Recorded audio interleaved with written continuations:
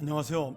10월 29일 금요일 아침 드디어 우리가 이 주말을 맞이하면서 또 출애굽기를 마지막으로 끝내는 귀한 토요일과 주일까지 겸해 있는 그런 날이기도 합니다. 오늘은 이 출애굽기 39장 22절부터 43절의 말씀을 통하여 말씀으로 완성되는 인생, 이런 제목으로 오늘 제사장의 의복을 완성하면서 마지막으로 이 성막이 완성되는 그런 내용을 우리가 함께 은혜로 나누도록 하겠습니다. 22절부터 31절까지는 제사장의 에봇 중에 받침 겉옷 그리고 관과 금패에 대한 설명이 나와 있고요. 32절 이후로는 이 에봇이 완성된 후에 성막이 완성됐다라는 그런 말씀을 우리에게 주고 있습니다. 그래서 이 큰 본문을 두 개로 우리가 나눠보면, 하나는 에봇의 제작이 끝나는 장면, 그리고 에봇의 의미, 에봇의 효능, 그리고 마지막에는 성막의 완성이 어떻게 이루어졌는가를 우리에게 말씀으로 설명해 주고 있는데, 이 두 가지가 따로 떨어진 것이 아니라 하나님의 말씀에 따라 순종했던 에봇의 제작, 하나님의 말씀에 따라 순종하여 완성된 성막, 이렇게 우리에게 기억이 되어야 할 것입니다. 에봇의 견대, 혁대라고 하죠. 지금은 이 견대에는 호마노라는 보석에 각각 6지파의 이름을 새겨서 금태에 물려서 붙여놨습니다. 그래서 대제사장이 그 제사장의 직무를 행할 때 이 6지파씩 새겨놨으니까 12지파 온 백성을 대신해서 지금 하나님께 제사드리고 있다는 사실을 보여주고 있는 거죠. 또 이 제사장의 에봇 가슴에는 흉패를 만들어 붙였는데, 그 안에는 판결, 재판을 할 수 있는 우림과 둠밈이라는 돌, 보석일 수도 있고요. 정확하게 우리가 알 수는 없지만 그런 하나님의 판결의 돌을 넣어두었습니다. 이것을 그래서 출애굽기 28장 15절과 30절에는 판결의 흉패다, 이렇게 부르기도 했었죠. 이 흉패의 특징은 12지파의 이름을 쓴 보석을 금태에 물려놓아서 결국 이 대제사장이라는 것은 하나님 앞에 설 때마다 모든 백성, 12지파의 모든 백성을 대신해서 선다라는 사실, 그리고 그 모든 백성을 하나님께로 인도한다라는 그 사명을 우리에게 보여주고 있습니다. 이렇게 제사장의 옷은 상징과 영적인 의미로 많은 부분을 우리에게 가르쳐주고 있는데요.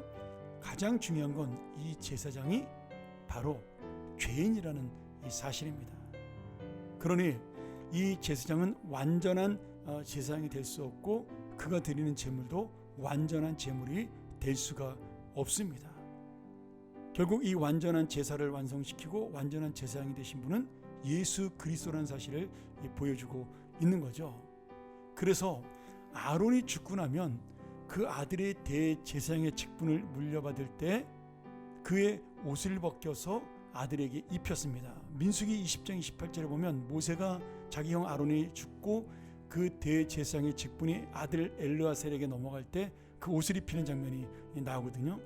그것은 제사장 자체가 거룩한 것이 아니라 그 옷을 통하여, 에봇을 통하여 그 제사장이 하나님 앞에 거룩한 사람으로 세워지는, 결국 하나님의 은혜로 세워지는 제사장이라는 사실을 우리에게 분명히 보여주고 있는 겁니다.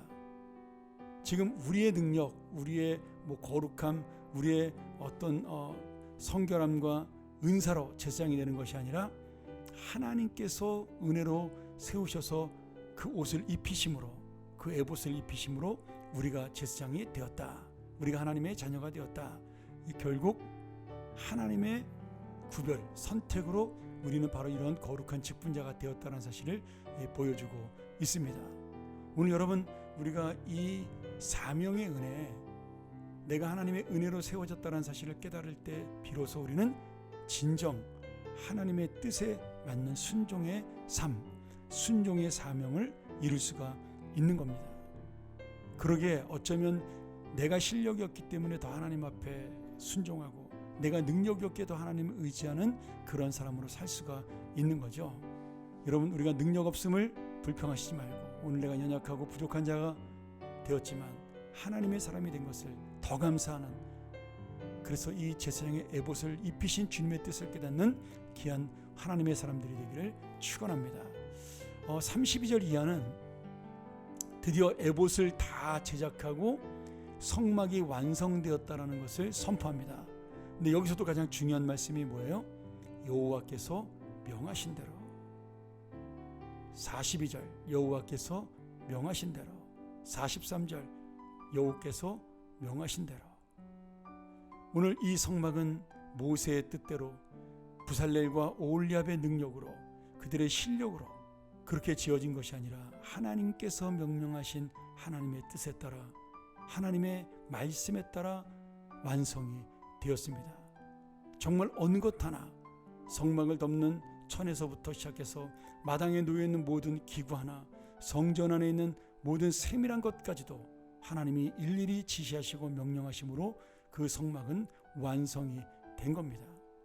결국 우리는 어떤 존재입니까? 하나님 앞에 순종할 때 우리의 인생을 완성할 수가 있다라는 겁니다.